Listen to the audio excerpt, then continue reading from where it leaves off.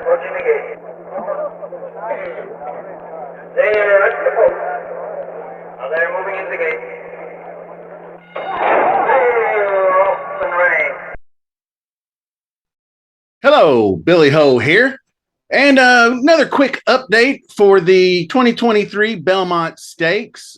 We had another horse added to the mix this week, so I thought I'd touch on that. And then touch on some pace scenarios, maybe some running styles, that kind of thing. Just a real quick video. Looks like a 10 horse field as far as I can see. I haven't seen any late breaking news. And I'll obviously update, if there is. But Tuesday is the post draw, so I'm definitely going to have some sort of betting strategy show post draw and go over maybe. I don't know if there's going to be really at a track like this with the 10 horse field, if there's going to be a huge advantage to a post 1 or 10 or 7. But we'll get into it. I appreciate everybody joining me today. Thanks to all the new subscribers. And just remember, if you haven't already subscribed, please do so. And smash that like button and keep the comments rolling because they've been really great, very insightful. And let me know what you're thinking coming in with the new shooter that we're getting ready to discuss. So let's go. All right. The Brad Cox trained Tappet Shoes is going to enter the race, coming off the second place running in the Bathhouse Stakes behind Red Route 1. And we have to look at this maiden race. He broke his maiden at the Fairgrounds, which is actually a pretty similar stretch run. The Fairgrounds has kind of a long stretch run like Belmont does. So it's kind of interesting to look at anyway. But coming down the stretch, he definitely looks like he's got his Tappet shoes on. He's got that paddling, I guess, where I don't know, it's, like if you were in a swimming pool is what it looks like coming down the stretch. But then he does a little weave one way and then weave the other way before he finally crosses the finish line, looking very Fred Astaire, coming through with the victory in the maiden, breaking the maiden there. But it was just really cute, I thought. So I had to show it to you. Take another look at it too while we're talking.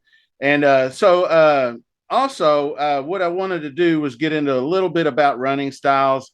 And styles change. Horses like Angel of Empire have employed different running styles. Horses do that. Sometimes they're forced to run up close to the pace if they're a deep closer. Sometimes they get off to a bad start and they're in the back of the pack and they have to make up ground and all that stuff. So it happens. But as far as I can see, Il Miracolo looks like he wants to set the pace after that last race that they sent him. Antonio Sano sent him. So I think maybe he was going to try to press out there for the lead, but then you'll have National Treasure up pretty close alongside of him. So I'm pretty sure that's kind of how things will break unless something drastic happens. And then maybe you're going to have horses like Arcangelo, Hit Show, Forte even, and probably Angel of Empire, either mid-pack. I guess Tappet Shoes probably in there too. Either mid-pack or stalking or maybe close up to the pace, like just behind. Like if you have two horses out front, you might have 3, 4, and 5 that are maybe just a length or two back, stalking the pace kind of thing. So that's where I see. And then the rest of the pack is going to probably consist of Tappet Trice, Red Route 1, and Raise Cane. I don't know, maybe Tappet Trice employs a different style. I think he's got more than enough with the 1.5 mile distance. And I'll get into like in the betting strategy show about the Belmont track and all that stuff. So I'm still looking pretty highly toward Tappet Trice.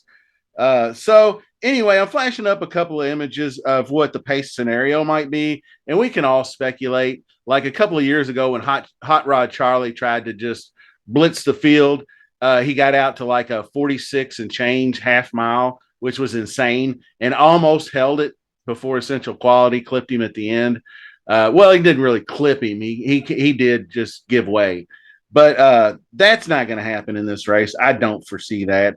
48 flat would be probably as fast as I think they'd go. I don't think they get under 48. I think 48 and change is probably where I see it if it's an honest pace. I think if it's pushing 49 plus, then you're going to see something like a National Treasure Preakness run like that's probably what Johnny V wants to do is get the horse out there and sit on the pace again. And if he could get pushing like a 48, 8, 49, and even 49 and change half mile, he's going to be feeling pretty good about his chances.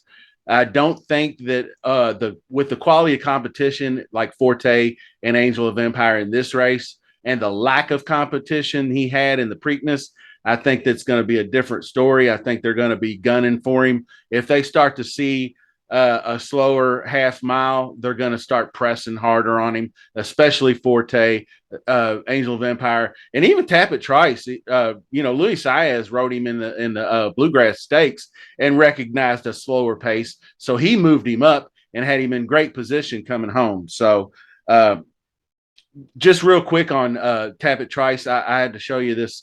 This is Tampa Bay Downs, which is completely different track than Belmont, but coming down the stretch, I'll tell you what Belmont does do is it gives horses with big strides like he has.